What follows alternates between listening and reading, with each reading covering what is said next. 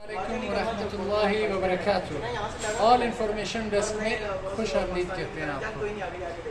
New video کے ساتھ عاصم بھائی عاصم صاحب کی مصروفیت کی وجہ سے ایسا موقع نہیں مل سکا۔ دوسرا ایسی کوئی ابھی ہماری گفتگو ہو رہی تھی تو اتنی زبردست گفتگو ہو رہی تھی کہ میرا دل چاہا کہ یہ الفاظ یہ باتیں آپ سے بھی شیئر کی جائیں جو کہ آپ لوگوں کے لیے زندگی میں فائدہ دیں۔ عاصم بھائی امید ہے آپ خیریت سے ہوں گے؟ ٹھیک ہے آپ؟ شکر اللہ پاک کا کرم ہے، اور آپ کا بہت شکریہ، آپ نے مجھے اپنے پروگرام میں مدعو کیا، اور آپ جیسی اعلیٰ سماعت ہر کسی کے پاس نہیں ہوتی۔ اللہ پاک نے آپ کو اعلیٰ سماعت سے نوازا ہے کہ آپ جو ہے وہ اچھی بات جب سنتے ہیں تو کھینچے چلے آتے ہیں، اور یہ بھی آپ انسانیت پہ کام کر رہے ہیں کہ آپ ہماری باتیں یا کسی کی بھی اچھی باتیں ہیں وہ آپ ریکارڈ کرتے ہیں، مزید آگے لوگوں تک پہنچاتے ہیں، اور اس سے لوگوں کو فائدہ ہوتا ہے۔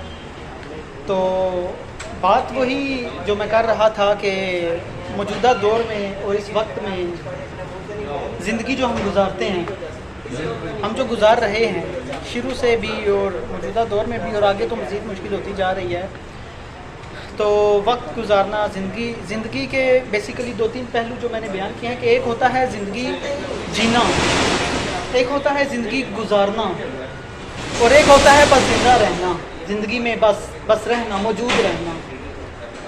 تو اس میں مختلف پہلوؤں کی جب تشریح میں ہم جاتے ہیں تو گھنٹوں کی بات نکل جاتی ہے، اور آپ کے پروگرام کا وقت تو کیونکہ قلیل ہوتا ہے تو ہم اس کو پھر کلوز کریں گے، وائنڈ اپ کریں گے بات کو، کہ ہماری جو ترتیب ہوتی ہے زندگی گزارنے کی، زندگی جینے کی، یا زندگی میں رہنے کی، زندہ رہنے کی جو بھی ہماری ترتیب ہوتی ہے، وہ ہماری ترتیب کچھ اور ہوتی ہے۔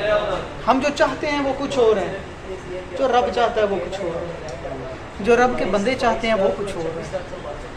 اور اس ساری کشمکش میں انسان جو ہے وہ صرف ایک مورے کے طور پہ بس رہ جاتا ہے کہ وہ بس موجود ہے اور اس کے ساتھ ہو رہا ہے۔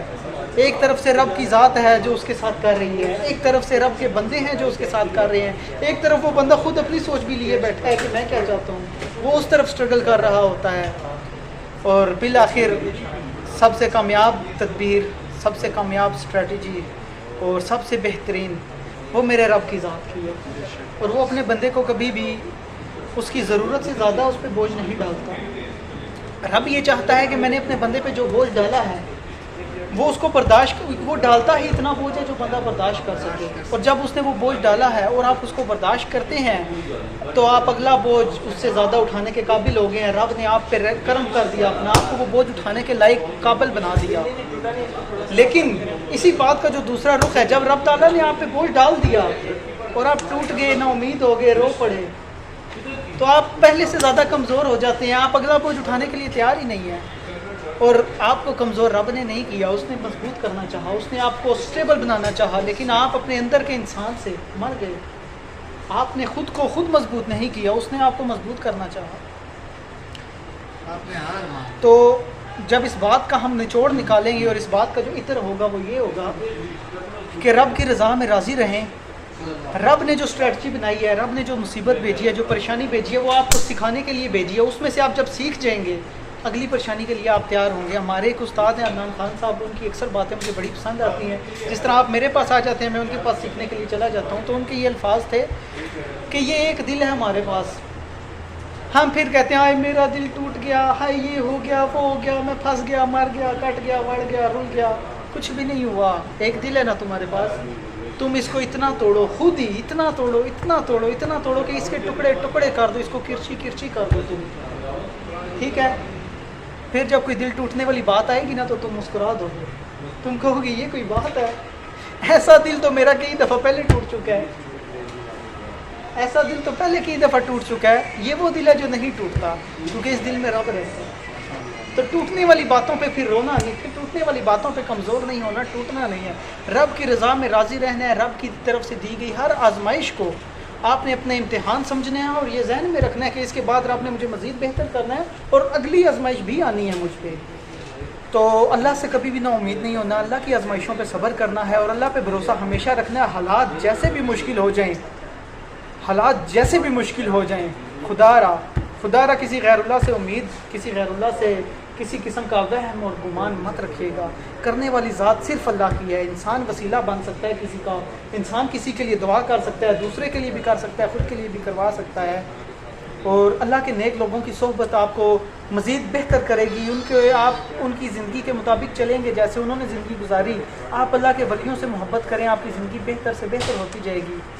लेकिन खुदा करने वाली ज़ात सिर्फ रब की है, रब के सिवा कोई कुछ कर नहीं सकता। कोई आपके लिए दुआ ही करेगा, कोई आपको रब से ही लेकर देगा। आप खुद भी रब से लें, खुद भी मांगें और उम्मीद यही रखें, यकीन ये रखें, रब से उम्मीद नहीं रखनी, रब से यकीन रखना है। देने वाली ज़ात रब की है और रब की आजमाइशों पे दिल बर्दाश्त नहीं होना, अपने दिल को टूटने नहीं देना।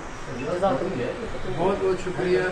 इंशाल्लाह नेक्स्ट वीडियो में बिल्कुल इसी तरह की अट्रैक्टिव गुफ्तगू वो होनी चाहिए जो इंसान को, जो इंसानी ज़िंदगी में फ़ायदा दे, ज़िंदगी को बदले, आपकी ज़िंदगी पे गुफ्तगू अल्फाज असर करें, ज़िंदगी पे फ़र्क आए आपकी, आप चेंज हों। और ये जो है, ये माज़रत के साथ ये सारा मैंने नोट किया है। इस्लाम की जो बातें हैं, जिस तर्ज पे अंदाज़ है ज़िंदगी गुजारना इस्लाम सर, का, आप जब अल्लाह रसूल के रास्ते पे चलते हैं, जब आप अल्लाह रसूल के रास्ते पे चलते हैं तो नाकामी का ऑप्शन ख़त्म है, हो ही नहीं, नाकामी हो ही नहीं सकती। आप अल्लाह रसूल के रास्ते पे हैं आप, तो मुश्किल आ सकती है आपको, आजमाइश आ सकती है आपको। नाकामी का सवाल अल्लाह और रसूल के रास्ते में पैदा नहीं हो सकता। नाकामी का सवाल, दिल बर्दाश्तगी, दिल के टूट सवाल ही पैदा नहीं होता। रब के रास्ते पे हैं, नबी के रास्ते पे हैं, तो फिर हम ही ज़बरदस्त हैं कि दुनिया में हमने ही ज़बरदस्त रहना है। लेकिन जब आप अल्लाह और रसूल से हट के अपनी ज़िंदगी का फ़ैसला करेंगे, कोई कदम उठाएंगे, ज़िल्लत और रुसवाई और शर्मिंदगी आपका मुकद्दर होगी।